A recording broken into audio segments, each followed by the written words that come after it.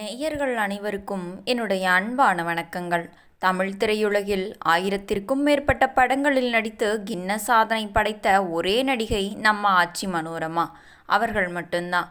நகைச்சுவை, குணச்சித்திரம், வில்லி என எந்த கதாபாத்திரத்தை கொடுத்தாலும் அதில் அசாத்தியமாக வாழ்ந்து காட்டிய மனோரமா ஆச்சி தனது கடைசி காலத்தில் கடுமையான உடல்நலக்குறைவால் மிகவும் அவதிப்பட்டாங்க.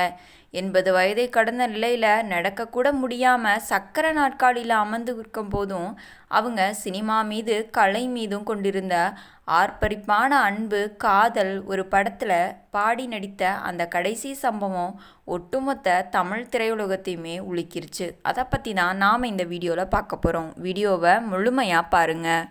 2013ஆம் ஆண்டு பேரரசி என்ற திரைப்படத்தின் பணிகள் நடந்து கொண்டிருந்த காலம் அது. அந்த படத்தில் ஒரு தாலாட்டு பாடலை ஆச்சியின் சொந்த குரலிலேயே பதிவு செய்ய வேணும் அப்படின்னு இயக்குனர் விரும்புகிறாரு.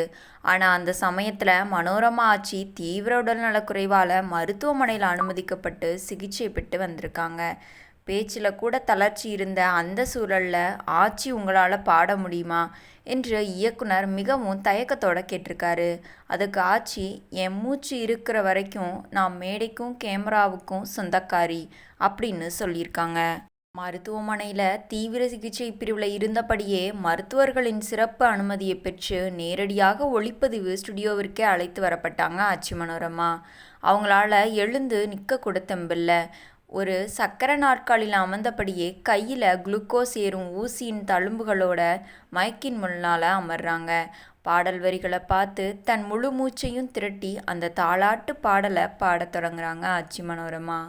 அவங்க பாடி முடித்த அந்த தாலாட்டு பாடல் பதிவான போது ஒளிப்பதிவு கூடத்தில் இருந்த இசையமைப்பாளரும் ஒளிப்பதிவாளரும் உதவி இயக்குநர்களும் கட்டுப்படுத்த முடியாமல் கண்ணீர் விட்டுறாங்க. ஏன்னு பார்த்தீங்கன்னா, ஆச்சியின் குரலில் இருந்த அந்த தாய்மையின் உருக்கமும் அதே சமயம் அவர் தன் உடம்பில் அனுபவித்து கொண்டிருந்த கடுமையான வலியும் அந்த பாடலின் ஒவ்வொரு வரியிலையும் எதிரொலிச்சது. பாடல் பதிவாகி முடிஞ்சதும் அங்கிருந்த தொழில்நுட்ப கலைஞர்கள் அனைவரும் எழுந்து நின்று கைத்தட்டி தங்கள் மரியாதையை செலுத்துகிறாங்க. ஆச்சியோ மெல்லிய புன்னகையோட கலைஞனுக்கு வழியை விட கலைதான் முக்கியம் என்று கூறிவிட்டு மீண்டும் மருத்துவமனைக்கே போயிடுறாங்க. அந்த பாடல் பதிவான சில மாதங்கள்லேயே மனோரமா ஆச்சி அவர்கள் சிகிச்சை பலனின்றி காலமாகிறாங்க. தன் வாழ்நாளின் இறுதி மூச்சு வரை கேமரா முன்னாடியும் மைக் முன்னாடியும் உண்மையான கலைஞராகவே வாழ்ந்து மறைந்த மனோரமா ஆச்சியின் இந்த அசாத்திய அர்ப்பணிப்பும் தியாகமும் தமிழ் சினிமா வரலாற்றில் என்றும் அழியாத வடுவாகவே நிலைத்திருக்கும். இந்த வீடியோ பிடிச்சிருந்தா நம்ம சேனலை சப்ஸ்கிரைப் பண்ணிவிட்டு இந்த வீடியோவை லைக் பண்ணிக்கோங்க.